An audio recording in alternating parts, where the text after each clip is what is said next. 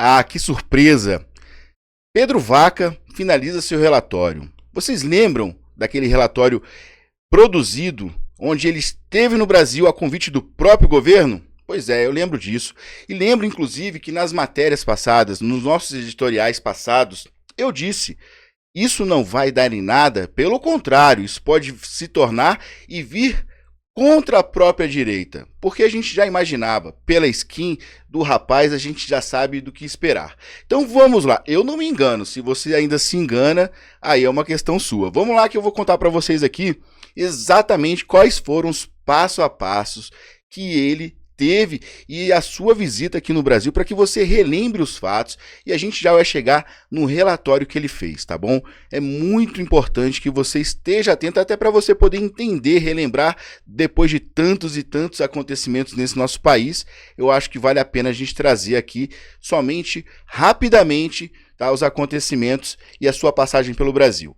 Então, a visita do relator especial para a liberdade de expressão das Organizações dos Estados Americanos, OEA, Pedro Vaca Vila-Real, ao Brasil já começou cercada de críticas e desconfianças, né? Uma vez que ele esteve ali já visitando o STF, essa galera toda que você sabe que são os que nós estamos denunciando que estão causando a falta de liberdade, né? E cerceando a liberdade dos brasileiros.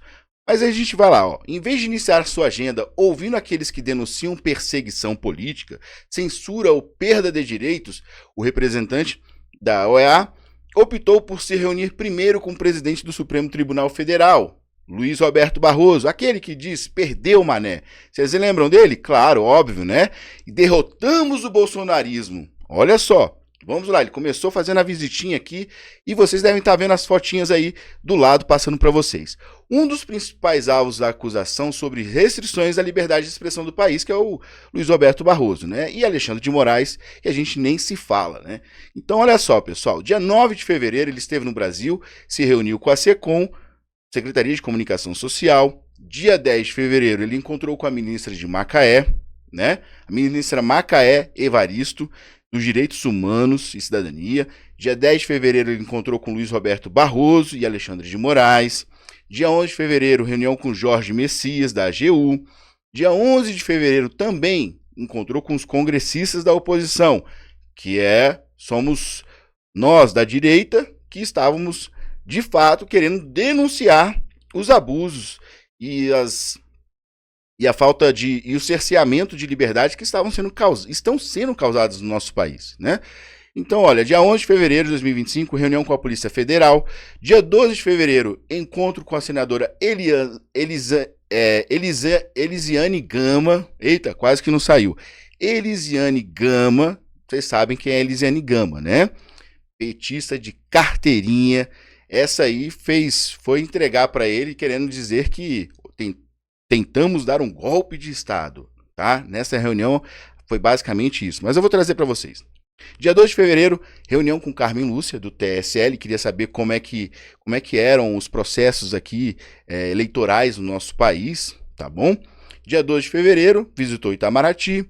Dia 13, ele foi para um encontro no Rio de Janeiro da Minha Criança Trans, a ONG Minha Criança Trans, olha só. Dia 13 de fevereiro também, ele teve uma reunião com Jair Messias Bolsonaro. E dia 14 de fevereiro, ele foi embora, tá? Foi o fim da sua missão aqui no Brasil. Então, pessoal, vamos lá. Vamos por partes, porque a gente tem muita coisa aqui para trazer para vocês sobre esse relatório que eu preparei aqui para vocês, um compilado completo, bem organizado, para que a gente possa ir falando ponto a ponto. Assim você não vai se perder e a gente consegue, então, mostrar de fato o que ele veio fazer no Brasil, tá? Como eu havia falado lá atrás, eu já tinha certeza disso. Eu falava, o pessoal me batia, falava: Vitor, você está falando algo que não faz sentido. Eu falava: gente, quem convidou primeiro foi o governo, tá? E nada melhor, a gente já conhece qual é o modus operandi do PT, e eu comecei a pensar numa estratégia interessante do próprio governo em fazer a coisa parecer ser limpa, sabe? Olha só, se eu não quero parecer ser eu o perseguidor, o que eu vou fazer? Eu vou me colocar no lugar de alguém idôneo. Então, vou chamar a OEA, vem cá, vem aqui, direitos humanos, vem aqui, para a gente poder bater um papo aqui, fazer um relatório, para vocês verem que a democracia e que também a liberdade de expressão no meu país funciona plenamente. Eu estou lhe chamando, é porque nada eu devo. Então, venha que eu vou te mostrar. E foi assim que foi feito. E eu falei exatamente isso lá no passado, na época em que ele esteve fazendo a visita aqui no Brasil. E olha só, pessoal, pasmem, pasmem. Foi o que aconteceu e a gente sabe que uma das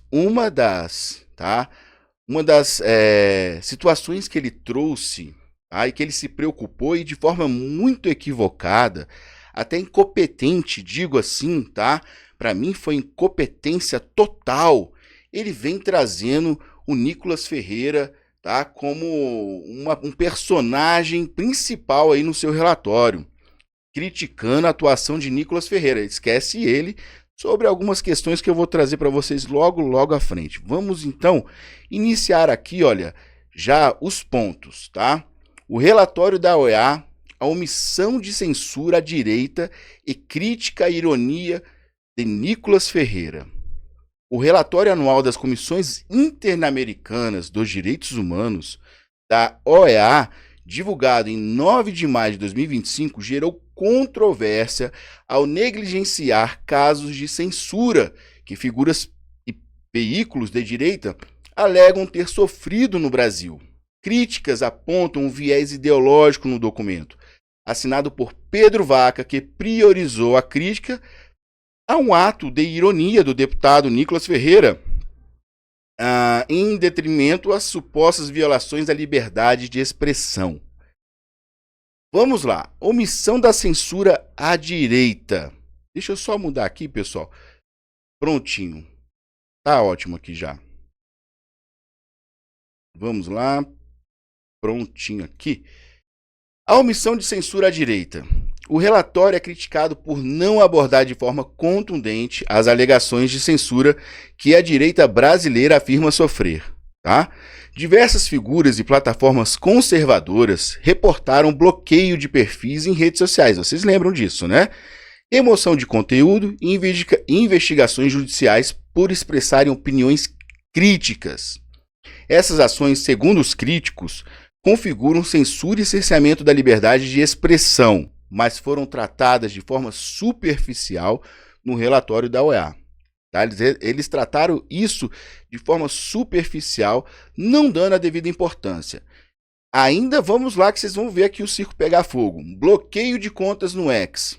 Em abril de 2025, estou trazendo aqui um compilado que eu fiz para os senhores, para que vocês relembrem os fatos, tá? E conforme o relatório ele foi feito, eu fui também trazendo os fatos das épocas, para que vocês relembrem os fatos e vocês entendam como esse relatório ele foi tendencioso.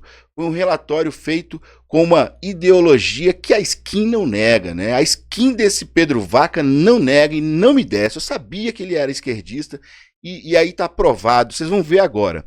Em abril de 2025, os arquivos X revelaram e-mails internos da plataforma que expuseram ordens de restrição de conteúdo e bloqueio de contas emitidas pelo STF. Essas ordens, segundo executivos do X, violam a liberdade de expressão e geram receio entre funcionários da empresa. Você lembra que o pessoal estava cagando de medo? Então, exatamente. A OEA, no entanto, tratou o caso como um tema a ser observado, sem condenar explicitamente as ações do STF. Não condenaram as ações do STF em relação a esse fato. Tá? Ficou assim, olha, é um absurdo, sabe? Um absurdo a gente ver uma situação dessa. Eu ainda vou trazer aqui um adendo no final sobre a USAID, tá? Vamos levantar essa peteca aqui sim, tá bom? E vamos falar aqui, ó. A ironia de Nicolas Ferreira, que foi um ponto em que o Pedro Vaca se apegou. Ele podia ter se apego, ele podia ter visto tanta coisa, gente, que eu tô trazendo para vocês, esses arquivos do X, tudo isso ele podia ter ido a fundo, ter buscado informação, tem arquivos, tem tudo, mostrando, provando. Ele foi, sabe aonde? Acho que ele ficou revoltado, porque o cabelo do Nicolas pareceu com o dele, né? Sei lá. Ele ficou meio revoltado, falou assim: ixi, rapaz, vou pegar esse bicho aqui pra Cristo. Pegou o coitado do Nicolas. Aí, ó, a ironia do Nicolas Ferreira. O relatório dedicou espaço para criticar o ato de ironia do deputado Nicolas Ferreira durante uma sessão na Câmara dos Deputados, em março de 2023. Na ocasião, Nicolas Ferreira, utilizou uma peruca loira e fez um discurso crítico ao Dia Internacional da Mulher. Vocês lembram desse fato? As pautas do movimento LGBTQIA+. O deputado questionou a facilidade com que as pessoas podem mudar sua identidade de gênero, argumentando que bastaria declarar-se mulher para ser reconhecida como tal. Isso foi a crítica, tá? Para quem não lembra, esse ato gerou acusações de transfobia, mas Ferreira defendeu-se alegando que a sua intenção era satirizar o que considerava um exagero nas demandas da identidade de gênero, tá? Uma coisa é você cobrar por os seus direitos, né? Outra coisa é você querer invadir o direito do próximo, porque você acha que tem mais direito. Então, começam a coisas a sair totalmente da normalidade, né? Como a gente já viu também, mulheres trans dizendo que são mulheres e indo para a luta de boxe, dando porrada lá nas mulheres e, saindo campeão. Igual tivemos também, né, um ciclista francês que sempre ficava ali, né, em posições que não eram muito boas, e aí ele decidiu virar mulher. E aí ganhou o título mundial. Depois vocês pesquisem essa história. Mas para vocês terem ideia, gente, que a coisa sai do controle e invade o direito do próximo. Imunidade parlamentar. Aqui está um ponto. Foi incompetência, no meu ponto de vista, incompetência do Pedro Vaca. Porque olha só, gente. Eu vou trazer para vocês essa questão aqui. Olha bem isso aqui, ó.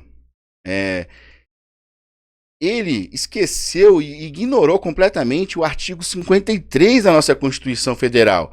Ou seja, o relatório dele, eu acho que cria mais falta de liberdade de expressão do que gera liberdade de expressão. Até porque nós temos a imunidade parlamentar no artigo 53 da Constituição Federal de 1988, tá? Que garante ao parlamentar falar sem ter medo. Então, todas as suas opiniões, palavras, votos e opiniões são protegidas por cláusula pétrea.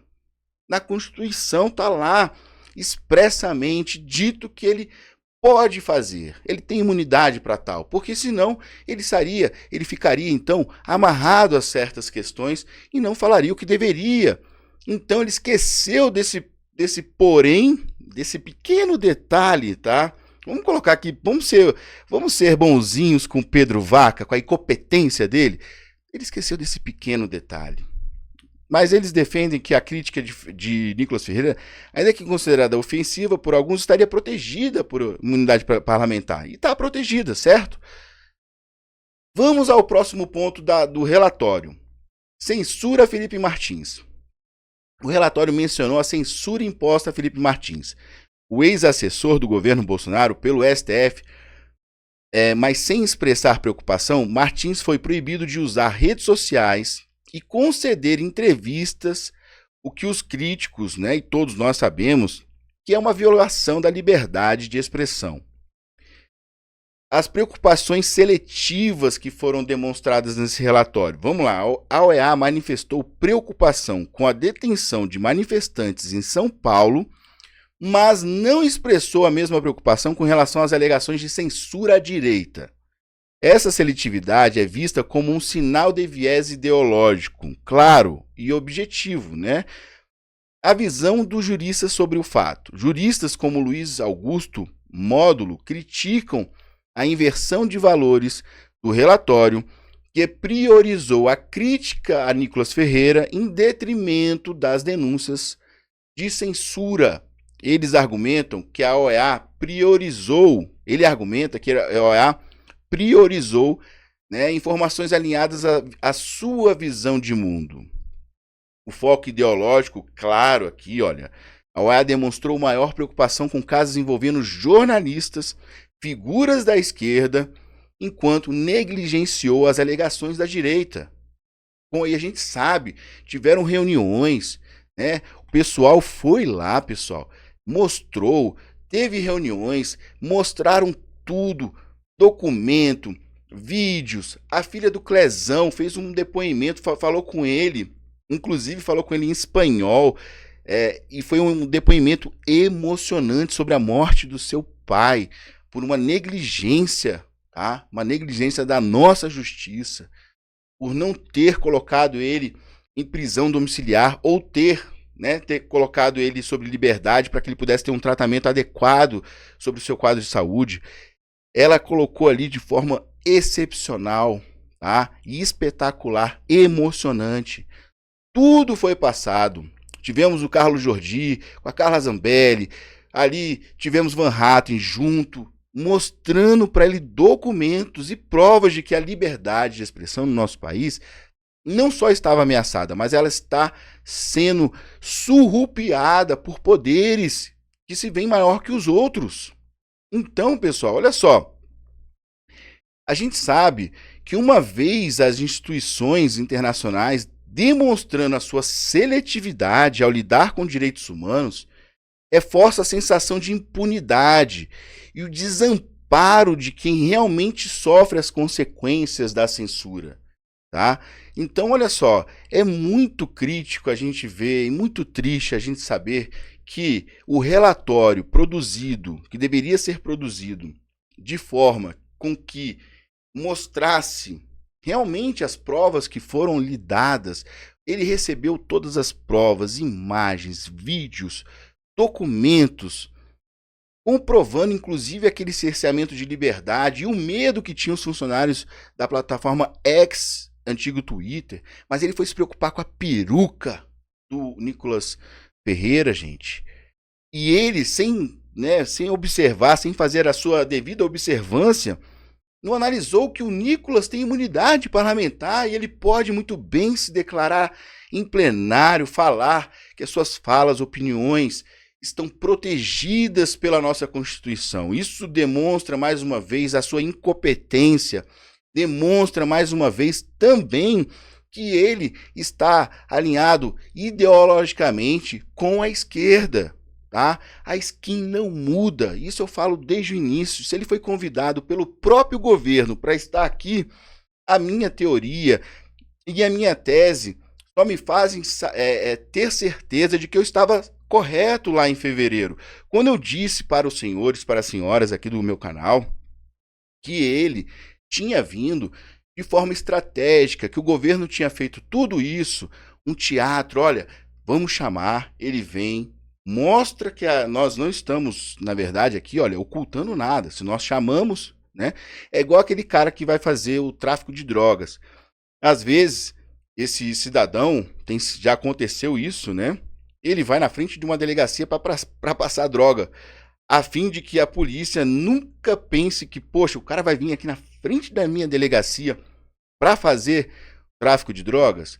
Entendeu? Então, assim, é uma coisa muito na cara. Então, foi uma estratégia. O modus operandi do PT, da esquerda, é exatamente esse. Eles agem de forma muito ardilosa, muito bem esquematizada para que eles possam alcançar os resultados futuros como este que eles estão alcançando. Onde as críticas são em relação à peruca que o Nicolas usou e não aos abusos cometidos, ao cerceamento de liberdade que os brasileiros vêm sendo acometidos já faz um bom tempo. Então, pessoal, com isso, só fica aqui, mais uma vez, a certeza de que o USAID pode ser que esteja, né? Eu não vou falar certeza, eu vou dizer que pode ser que esteja por trás de tudo isso. A gente não sabe, mas as investigações deveriam analisar, porque é algo que a gente considera e tem certeza que é inadmissível. Inadmissível ele não ter pontuado realmente as perseguições e as questões que estão nos cerceando de sermos livres. Mais uma vez, é um absurdo. E se você gostou desse vídeo, compartilhe ele com o máximo de pessoas possíveis. Inscreva-se no canal, é 0800, você não paga absolutamente nada E você também não esqueça de dar o like, tá? Escreva aqui embaixo o que você achou sobre essa matéria, o que você achou sobre esse relatório feito pelo Pedro Vaca. Me diz aqui embaixo, eu quero ver o que você acha, tá bom? E a gente se vê na próxima.